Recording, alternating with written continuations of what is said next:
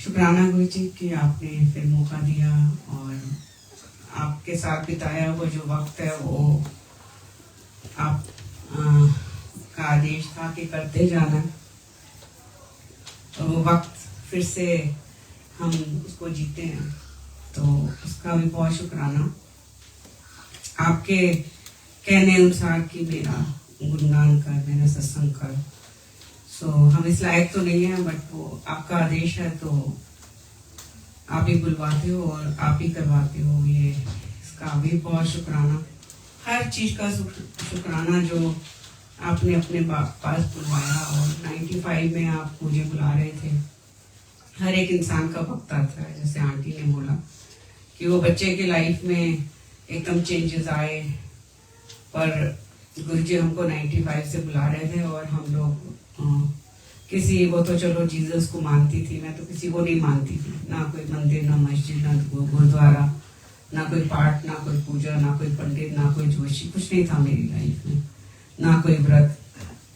और मनुष्य को भगवान मानना तो बहुत ही that was the last thing in my life. और आज मैं खड़े होके गुरुजी अपना सत्संग सुनवा रहे हैं, तो that itself is a miracle, चमत्कार है। ये भी एक जो गुरुजी कर सकते हैं और कोई नहीं कर सकता। सो हमारी पूरी फैमिली, पूरे खानदान, जैसे गुरुजी ने बोला, कल्याण करा दी, दूर दूर दे लोगांदा, विदेशांदा, देशांदा। So with Guruji's grace, like जो भी सत्संग में से कुछ ले जाए तो वो कल्याण ही होता है, क्योंकि सत्संग करने वाले का कल्याण, सुनने वाले का कल्याण। सो ये गुरुजी की लीला है। और गुरुजी हमसे कुछ नहीं चाहते, कुछ भी नहीं, और हम इस लायक ही नहीं है कि हम उनको कुछ दे सकें। बस गुरुजी चाहते हैं कि लाइक सब ब्लेस हो और पॉजिटिव रहें। और क्योंकि डे टू डे लाइफ में बहुत स्ट्रेस भी है और बीमारियां भी बहुत हैं, जैसा कि गुरुजी बोल गए थे, आने वाला वक्त बहुत माड़ा है। तो कैंसर और divorces and few names he mention कि वो होंगे इस लाइक का कुकर मुत्ता के जैसे। और that's what we are seeing कि वो उनका एक निकाला हुआ वचन था जो सच हो रहा है। आज कल ही मुझे एक और चीज पता चली, हमारा वहाँ गार्डनर आता है, तो उसका 10-12 साल का होता है और ऑजी है, और आ नहीं रहा था। तो मैंने स्टाफ से पूछा कि भाई वो क्यों नहीं आ रहा। She said कि you don't know. मैंने कहा नहीं, I don't know anything. His grandson got cancer. He got a lump, such a big one in his neck, और all of a sudden इतना बड़ा lump आ गया है। now कीमो हो रही है, सर्जरी हो रही है। now you never know कि life is what। और हम यहाँ गुरुजी की शरण में हैं। We are so blessed कि गुरुजी के शब्द दिए हुए सुन रहे हैं और हीलिंग ले रहे हैं। गुरुजी भी उन शब्दों से हील होते थे, क्योंकि वो बहुत लोगों के कैंसर बैठे बैठे ठीक करते थे, जो हमको पता भी नहीं लगने देते थे। सो गुरुजी की हमारी बॉडी में क्या है हमको नहीं मालूम, बट गुरुजी को सब मालूम है कि आने वाला वक्त कैसा है। और ये गुरुजी के साथ का एक सत्संग है और गुरुजी बुलवा रहे हैं। तो मैं बिल्कुल ठीक ठाक थी, गुरुजी ने मुझे ब्लेसिंग्स दी और हम ऑलमोस्ट 7 साल के बाद गुरुजी के पास आए, जबकि गुरुजी 7 साल पहले से बुला रहे थे। तो एक दिन ऐसा आया कि तब भी आने का कोई हमारा पर्पस नहीं था कि, और कोई विश्वास नहीं था कि ये मनुष्य में जो बंदे बैठा है ये हमारे को कुछ देंगे, या like there was no task, no faith, nothing. You people are so blessed कि आज उनको भगवान मान के आ रहे हो, और प्लस आपको वो पीरियड नहीं फेस करना पड़ा कि कैसे गुरुजी भगा देते थे लोगों को, कैसे इंसल्ट कर देते थे, कैसे लोगों की फाइलें खोल देते थे। It was very tough. तो इसलिए भी लोग नहीं जाते थे, क्योंकि वो लोगों को नहीं बैठाना चाहते थे, वो मीडिया में नहीं आना चाहते थे। तो वहां पर हम लोगों ने डॉक्टर नरेश त्रेहान जैसे लोगों को लंबे लेटे देखा, जो कि इतना बड़ा कार्डियोलॉजिस्ट है, खुद अपनी इन आंखों से देखा कि उसने कोई किसी का हार्ट का प्रॉब्लम थी, और वो गुरुजी से मनी मन ऐसे बैठे हुए, सारी दुनिया बैठी है, क्या कौन क्या सोच रहा है, क्या मांग रहा है, नो वन नोज। लाइक उस समय तो ये होता था बस मिल जाए मिल जाए। It was like that, time was like that. और गुरुजी जबकि प्रवचन नहीं देते थे और बैठे बैठे ही बहुत चीजें समझा देते थे। तो उसकी सर्जरी थी, ऐसे कई सत्संग सुनने में मिलते थे। एक लेडी आई, उसको लाइक उसकी कोई सर्जरी होनी थी, तो गुरुजी से बोला कि वो ब्लेसिंग्स लेने आई कि गुरुजी मेरी सर्जरी है और आप मुझे ब्लेस कर दो। बोले सर्जरी है तेनू की है? बोले मेरे को अपेंडिक्स की है, बहुत प्रॉब्लम है गुरुजी। और मुझे चंडीगढ़ से आई थी शायद, तो सब उनके साथ के ही सत्संग हैं तो उनके टाइम के। तो देन शी सेड कि मैं मेरी 2 दिन बाद सर्जरी है, तो गुरुजी मैं आपसे ब्लेसिंग लेने आई हूँ। कहने लगा तेरी हो गई सर्जरी, मैं कर देती। तो एक शी सेड कि ये यहाँ बैठे हैं और मेरी सर्जरी हो गई, ऐसे कैसे पॉसिबल है? तो वो चली गई और उसको लगा कि मुझे कुछ प्रॉब्लम है नहीं, जो उसको वॉमिटिंग्स वगैरह आती थी। तो 2 दिन बाद थी या हफ्ते बाद कुछ ऐसा था कि उसको लगा कि मेरे को तो कुछ फील नहीं हो रहा, पेन नहीं हो रहा, वॉमिटिंग नहीं हो रही, कुछ नहीं हो रहा। तो उसको ये नहीं स्ट्राइक हुआ कि गुरुजी ने कुछ किया है, क्योंकि वो वक्त ऐसा था कि गुरुजी तो बिन बोले ही सब कुछ कर जाते थे। So then she felt I am all right. और काफी टाइम के बाद उसको कुछ पेट में कुछ गड़बड़ हुई, तो उसका अल्ट्रासाउंड हो रहा था और स्कैन हो रहा था। देन रेडियोलॉजिस्ट सेड कि आपकी तो अपेंडिक्स बाहर निकली हुई है, तो आपकी सर्जरी हुई है। तो शी सेड नहीं, मेरी कोई सर्जरी नहीं हुई। बोले कि ये देखो अल्ट्रासाउंड में कि वो काट के बाहर निकाला हुआ और स्टिच किया हुआ है अंदर। देन शी सेड कि कहा, मेरे तो कहीं से तो काटेंगे डॉक्टर्स कि मेरा पेट काटेंगे तो उसको निकालेंगे, तो मेरे तो कोई स्टिच नहीं है, मेरी तो आज तक कोई सर्जरी नहीं हुई। बोले मुझे नहीं पता, इसके अंदर आ रही है कि आपकी सर्जरी हो चुकी है, आपका वो निकला हुआ है। देन वो उसने कहा पता नहीं ये रेडियोलॉजिस्ट का कोई दिमाग ठीक नहीं है या क्या है, मेरी तो कोई सर्जरी हुई नहीं, तो मेरे कैसे निकल सकती है? तो देन काफी टाइम बाद पंजाब की संगत को बहुत ज्यादा अलाउड नहीं था गुरुजी के पास आना, तो वो गुरुजी के गई और गुरुजी ने बोला चल खड़ी हो, सुना अपना सत्संग। सो देन शी शेयर्ड हर सत्संग जो हुए थे उसके साथ। कहने तो ओ फिर तू भूल गई जो तू तेरा मैं अपेंडिक्स का सर्जरी की सीगी ते ओ तू भूल गई, ओ ते सुना।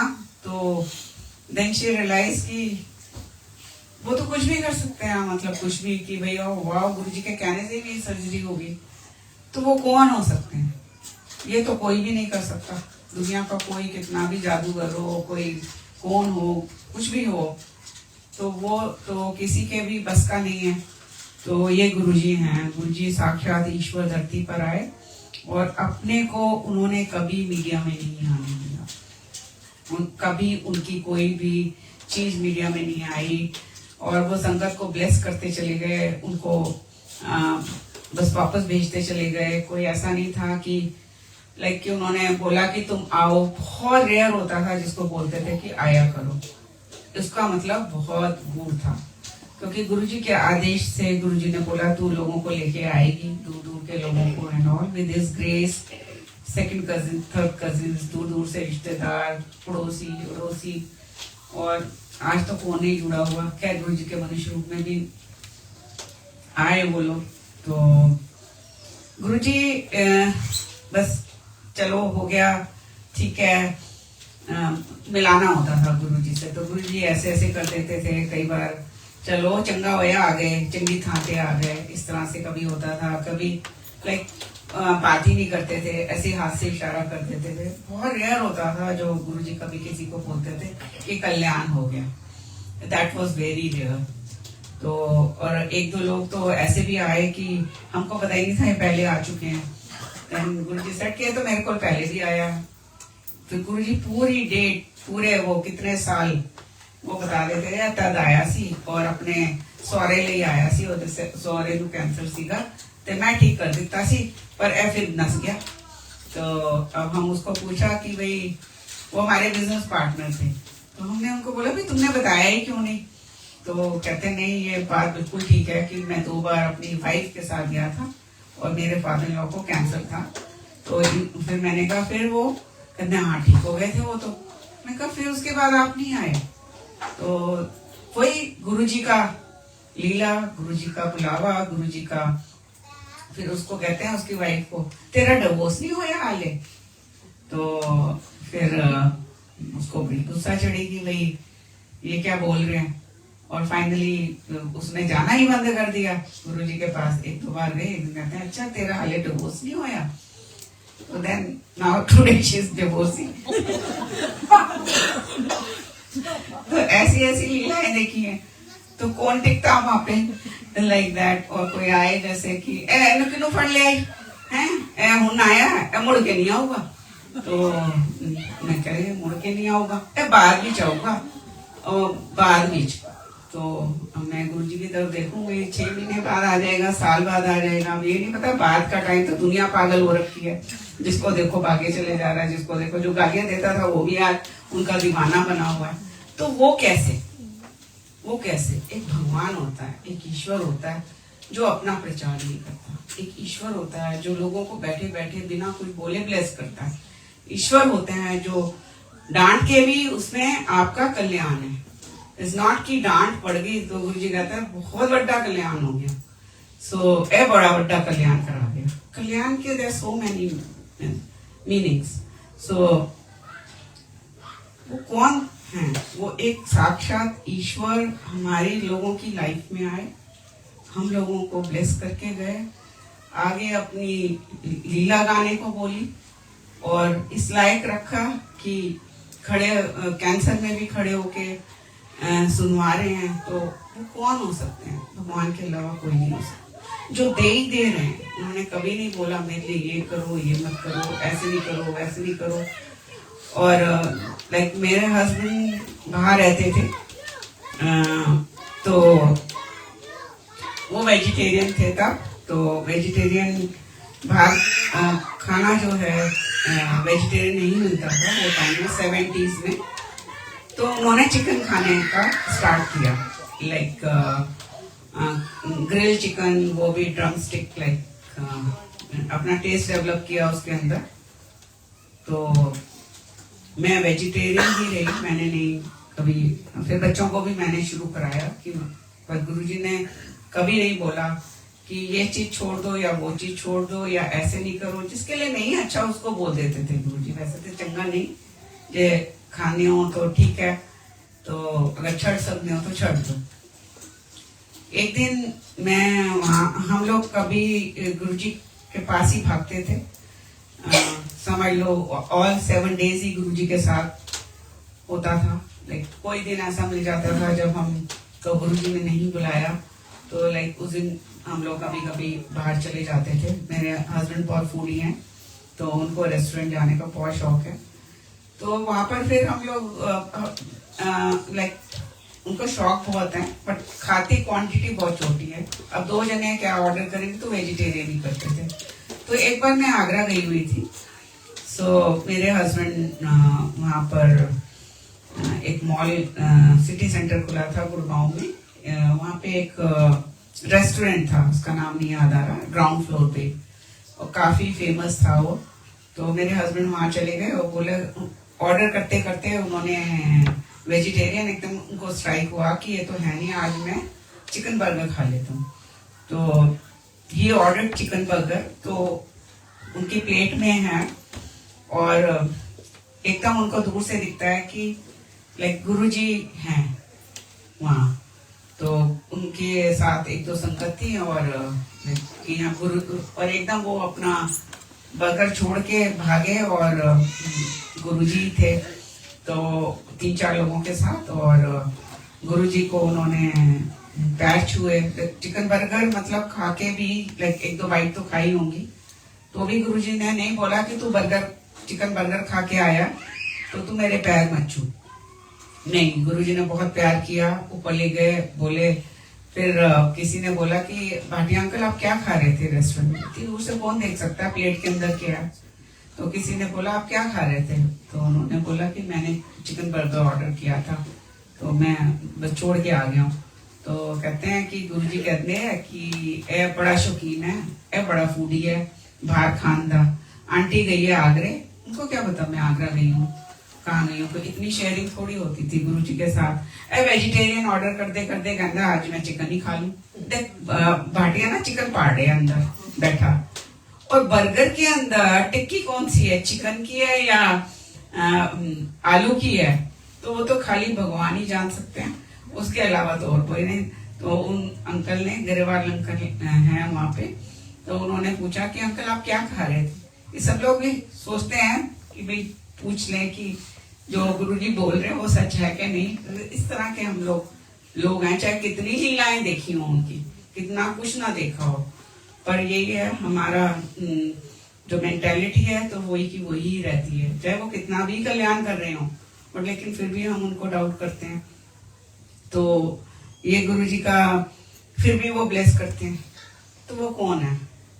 आप कितनी गलतियां करते हो, माफ करते चले जाते हैं, करते चले जाते हैं। आप उनको मन ही मन कोसते हो कि गुरुजी हम क्यों आए आपके पास, ऐसा काम हो गया, ये हो गया, जबकि हमको ये नहीं पता उस काम के पीछे क्या ब्लेसिंग्स हैं, उसमें क्या कर्म काट दिए गुरुजी ने, तो वो भगवान ही काट सकते हैं। तो वो साक्षात ईश्वर इस धरती पर आए और हम सबका कल्याण करते चले गए, करते जा रहे हैं। उनके बाद का एक सत्संग है जब वो मनुष्य रूप छोड़ गए, क्योंकि मनुष्य रूप के तो बहुत सत्संग हैं और अनगिनत हैं कि उसका कोई अंत ही नहीं है। तो एक ऐसा सत्संग है कि जो आप लोगों के रोंगटे खड़े कर सकता है। इट्स लाइक मुझे गुरुजी ने मेरा ट्यूमर निकाला था 2.5 किलो का बना के, तो मेरे को पेन होती थी अपर एब्डोमेन में, तो उसी बिहाफ पे हम डॉक्टर के पास गए थे। तो वो सब गुरुजी की लीला थी, वो बड़ा सत्संग है, वो पहले कभी आई थिंक सुना चुकी हूँ, नहीं सुना चुकी, वो फिर करेंगे। आज गुरुजी कोई और सत्संग करवाना चाह रहे हैं।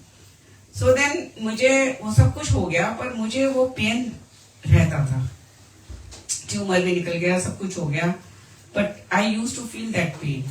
तो मुझे ये लगता था कि like all days we are going to Guruji, 1 या 2 डेज मिस होते थे कभी कभी।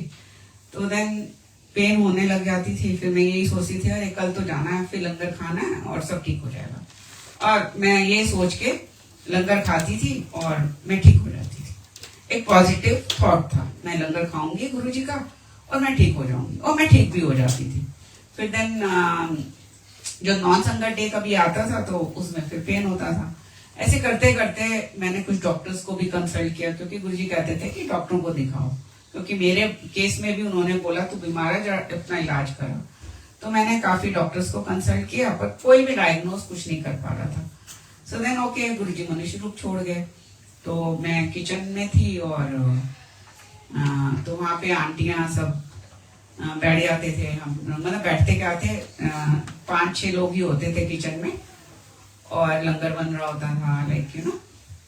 फिर वो कोई गॉसिप नहीं, कोई बात नहीं, कोई कुछ नहीं, बहुत प्यार से भाव से गुरुजी का लंगर बनता था। वो तो टाइम ही अलग था।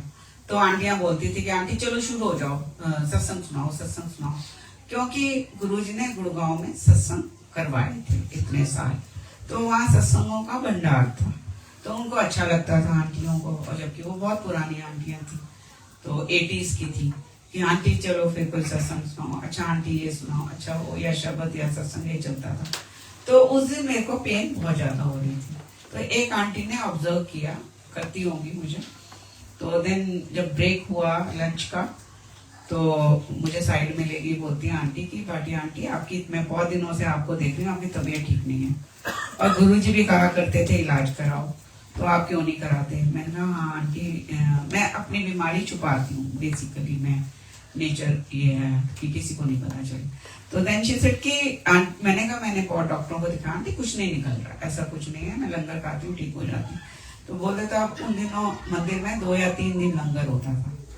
तो फिर कहती है नहीं, आपके घर के पास एक डॉक्टर रमन भैया हैं, तो वो डायग्नोसिस में बहुत अच्छे हैं, तो मेरी मदर को उन्होंने ठीक किया, सो मैं आपको वहां ले चलती हूँ। तो मैंने कहा चलो ठीक है। एक दिन हमने प्लान किया, तो वो मिले नहीं, फिर वो आर्टिमिस में थे, इतने में मेरे हस्बैंड देहरादून से आ गए, तो वो मुझे आर्टिमिस ले गए, डॉक्टर रमन अभी के पास अपॉइंटमेंट ली, हमने वहां गए।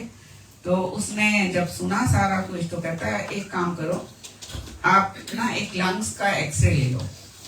तो मैं अभी फटाफट लिख देता हूँ, आपको टाइम नहीं लगेगा। और जब तक आप वहां से करा के वापस मेरे पास आओगे, क्योंकि हॉस्पिटल काफी बड़ा है, तो जब तक मेरे पास आ चुका होगा तो मैं आपको उस हिसाब से गाइड करूंगा कि क्या प्रॉब्लम है। तो हम करा के आ गए, तो एक्सरे उसके मतलब उस पे स्क्रीन पे आ चुका था। देन ही सेड की न्यूज अच्छी नहीं है। तो अभी क्या हुआ, कहते हैं कि आपका जो राइट वाला लंग है वो एनलार्ज है, उसमें सिस्ट है और उसमें पानी भरा हुआ है। सो इट्स वेरी बैड और आपको बहुत टाइम से पेन हो रहा है।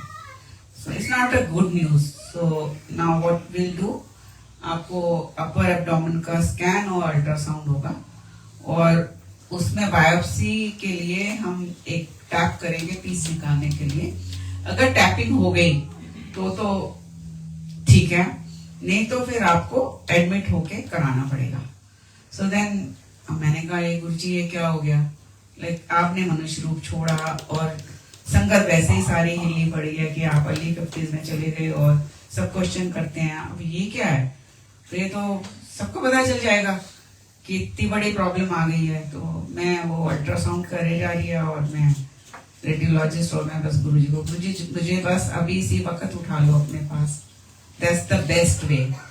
तो और मुझे ये सब नहीं, लोगों को नहीं पता चलना चाहिए, ये मेरा थॉट प्रोसेस चल रहा था। सो देन क्या होता है कि in the mean time doctor ने हमसे पूरी डिटेल ले ली थी। जब अल्ट्रासाउंड हुआ तो टैपिंग हुई नहीं। देन ही सेड कि टैपिंग तो हुई नहीं but report is very bad. So then like आप क्या फिर एकदम कहता है कि आप देहरादून कह रहे हो 2 हफ्ते के लिए हम जा रहे थे। उसको बताया हमने कि हम तो यहाँ जा रहे हैं, अभी हम बाद में करा लें। तो बोलता है नहीं, पहले उसने ये बोला कि 1-1 मिनट आपके लिए बहुत वो है। सो देन एकदम कहता है अच्छा आपको ना मैं बहुत स्ट्रॉन्ग सी दवाई लिख के देता हूँ, आप वो लो और 2 हफ्ते बाद मुझे इन्फॉर्म करना, तो आप जाओ। तो एकदम उसने ये बोला तो, और उसने अपना पर्सनल नंबर दिया कि रात के 11 बजे 12 बजे 1 बजे जब भी आपको कुछ तकलीफ हो तो मुझे एकदम फोन करना और मैं फोन पे मिलूंगा आपको। जबकि वो डॉक्टर ऐसा नहीं है, बड़ा ही फिनिकी और डांटने वाला, लाइक यू नो इस तरह का डॉक्टर। तो देन हम चले गए देहरादून, 15 दिन दवाई खाई, ठीक था। 16वें दिन पेन हो गया। तो जो राइट में पेन होती थी वो लेफ्ट में भी ट्रांसफर हो गया। सो देन मेरे हस्बैंड ने उसको, और रात को 11 बजे इतना जबरदस्त पेन, मेरे हस्बैंड ने उसको 11:30 बजे फोन किया। तो कहता है कि बस मैं जिस डायरेक्शन में जा रहा हूँ तो वही है और फटाफट आ जाओ, मैं रूम बुक कर रहा हूँ और मैंने रूम बुक कर दूंगा और आप सुबह यहाँ पे 11 बजे पहुंच जाओ।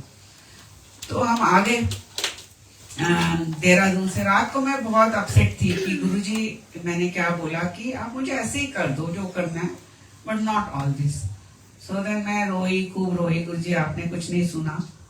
और मेरी आंख लग गई और मैं क्या देखती हूँ कि एक चारपाई पे गुरुजी लेटे हैं एंड गुरुजी इतने वीक और पेल हो चुके हैं और इतने बुढ़े हो गए हैं कि वो उठ भी नहीं पा रहे। और मैं उनका बिस्तर लगा रही हूँ, उनका बिस्तर ठीक कर रही हूँ, उनको टच कर रही हूँ कि गुरुजी आपको क्या हो गया, गुरुजी आपको क्या हो गया। तो खैर इतनी बड़ी प्रॉब्लम हो तो ये चीज तो मायने नहीं रखती, तो नहीं रखती थी उस वक्त। तो आज तो सोचो तो कि बहुत बड़ी बात थी कि उन्होंने कितना कष्ट मेरा अपने ऊपर लिया। सो देन हम वहां पहुंच गए तो एकदम एक बाबा अंकल हैं, उनका फोन आया कि आंटी कितने हैं। तो मेरे हस्बैंड ने बोला गुड़गांव में हैं हम दोनों। तो बोले आंटी ठीक है। तो मेरे हस्बैंड ने बोला आंटी ठीक नहीं है, ताई असी गुड़गांव में छेड़े नहीं तो असी देहरादून हो गए। तो बोले कि मैंने आपके घर आना है। तो मेरे हस्बैंड ने बोला नहीं, मेरी अपॉइंटमेंट है डॉक्टर के साथ, आंटी को लेके जाना है और एडमिशन है और उन्होंने रूम बुक किया हुआ, तो डॉक्टर हमको वहां मिलेगा। तो बोले कि मुझे आना था अंकल। तो खैर फिर हम ऐसे बाहर जाने के लिए तैयार ही थे। तो मैंने अपने हस्बैंड को पूछा कि, क्योंकि डॉक्टर ने बोला ना अपना सामान ले आना, तो वही हम निकाल ही रहे थे घर से कि भाई लेके जाना है, एडमिट होना है। सो देन बाहर निकलते ही मैंने अपने हस्बैंड को बोला बाबा की क्या कह रहा था। तो कहते हैं कि वो कहता है उसको आना है यहाँ पर। तो हमारी तो वहाँ अपॉइंटमेंट है। मैं कहा कोई नहीं, उसको बोलो आ जाए। तो जैसे ही मेरे हस्बैंड ने उसको फोन किया कि आंटी कह रही है आ जाए, कहते मैं तो बाहर ही खड़ा हूँ अंकल। तो मुझे तो आदेश है गुरुजी का कि वहां पहुंचना है तुमने। तो वो बैठ गए और गुरुजी का आदेश ये था कि पहले सत्संग करना, 3-4 घंटे बैठे रहना, हिलना नहीं है। तो 3-4 घंटे वो बैठे रहे और फिर बोलते हैं कि गुरुजी उनको दर्शन देते कई बार। तो वो he is a very pure soul. Like जब वो डीप इनटू मेडिटेशन में चले जाते हैं जो कोई नहीं जा सकता, बहुत रेयर होता है। वो ऐसे नहीं कि गुरुजी ये दिख रहे हैं, गुरुजी ये, गुरुजी वो है, और वो उसको हाईलाइट भी नहीं करेंगे। वो जिसके लिए है उसको ही बताएंगे, बहुत रेयर होता है। ऐसे नहीं कि हर एक के लिए आते हैं। तो और वो ये भी बोलेंगे कि आंटी आप मेरा नाम मत लिया करो, बट मैं तो लेती हूँ, गुरुजी बुलवाते हैं तो मैं लूंगी। तो देन ही सेड कि गुरुजी ने बोला है कि भाटिया आंटी की रिपोर्टें ठीक नहीं है। आंटी रिपोर्टा दे चक्कर विच पई हुई है, डॉक्टरों के चक्कर विच पई हुई है। ओनू कहो कि जो करना है मैं करना है, ओनू घबराने की लोड़ नहीं है, ओनू कुछ नहीं होने देंगा। तो खैर मैं किसी के मैसेजेस नहीं लेती, हालांकि उसका भी मैंने नहीं लिया। और फिर मैं नेक्स्ट डे अपना डॉक्टर के पास गई, क्योंकि मैंने उसके मैसेज को नहीं एक्सेप्ट किया। तो मैं नेक्स्ट डे डॉक्टर के गई, तो डॉक्टर एकदम मुझको देखकर गुस्सा करने लग गया कि मैं हमको कि तुम पागल हो, तुमको कल आना था, तो अब तुम क्या कर रहे हो यहाँ पर। तो देन इतनी लेट तुम क्या हुआ, आप डिस्ट्रैक्ट हो रही हूँ प्लीज।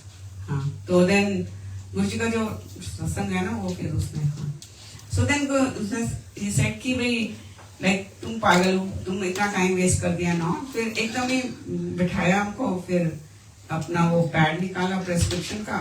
फिर कहते क्या हुआ आपको, कुछ भी नहीं, भले चंगे तो हो, और ये वोब्रन की गोली, अगर पेन हो रहा है आपको तो वोब्रन की गोली खाओ, एंटी एसिड की, अगर वोब्रन से एसिड बनता है तो ये खाओ, जाओ ऐश करो। और वो डॉक्टर तो ऐश वर्ड बोलेगा ही नहीं कभी, जाओ भले चंगे हो, अच्छे तो लग रहे हो, जाओ ऐश करो। तो हम तो बड़े खुश, हम आ गए। अब ये सत्संग यहाँ नहीं खत्म होता, इसका एक पार्ट और है।